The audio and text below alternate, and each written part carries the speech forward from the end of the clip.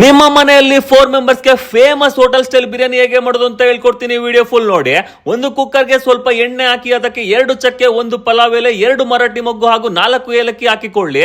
ಅದಾದ ಮೇಲೆ ಕಡ್ಡಿ ತರ ಕಟ್ ಮಾಡಿರೋ ಒಂದು ದೊಡ್ಡ ಈರುಳ್ಳಿ ಹಾಕಿ ಎಣ್ಣೆಯಲ್ಲಿ ಚೆನ್ನಾಗಿ ಬಾಡಿಸಬೇಕು. ಈ ರುಬ್ಬಿದ ಗ್ರೀನ್ ಪೇಸ್ಟ್ ಹೇಗೆ ಮಾಡೋದು ಅಂದ್ರೆ, ಒಂದು ಪ್ಯಾನ್ ಗೆ ಸ್ವಲ್ಪ ಆಯಿಲ್, 5 ಹಸಿರು ಮೆಣಸಿನಕಾಯಿ, ಅರ್ಧ ಕಟ್ಟು ಕೊತ್ತಂಬರಿ ಸೊಪ್ಪು ಹಾಗೂ ಅರ್ಧ ಕಟ್ಟು ಪಾಲಕ್ ಸೊಪ್ಪು, ಅದಾದ ಮೇಲೆ 2 ಬೆಳ್ಳುಳ್ಳಿ, ಸ್ವಲ್ಪ ಶುಂಠಿ ಅಂಡ್ 2 ಟೊಮೊಟೊ ಹಾಕಿಕೊಂಡು ಪ್ಯಾನ್ ನಲ್ಲಿ ಚೆನ್ನಾಗಿ ಬಾಡಿಸಿ ಅದನ್ನ ರುಬ್ಬಿ ಹಾಕಬೇಕು.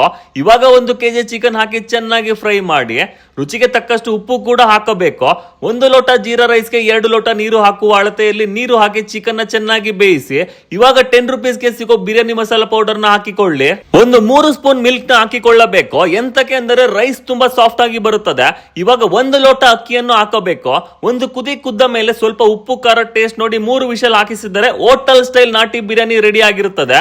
ಈ ಅದ್ಭುತ ಬಿರಿಯಾನಿನ ಸವಿಬೇಕು ಅಂದ್ರೆ ನಮ್ಮ ಬಿರಿಯಾನಿ ಬನಶಂಕರಿ ಔಟ್ಲೆಟ್ ನ ವಿಸಿಟ್ ಮಾಡಿ. ಇದೇ ತರ ಇನ್ನೊಂದು ಫೇಮಸ್ ಹೋಟೆಲ್ ಸ್ಟೈಲ್ ರೆಸಿಪಿ ತಿಳ್ಕೊಬೇಕು ಅಂದ್ರೆ ನನ್ನ ಫಾಲೋ ಮಾಡಿ. ಧನ್ಯವಾದಗಳು.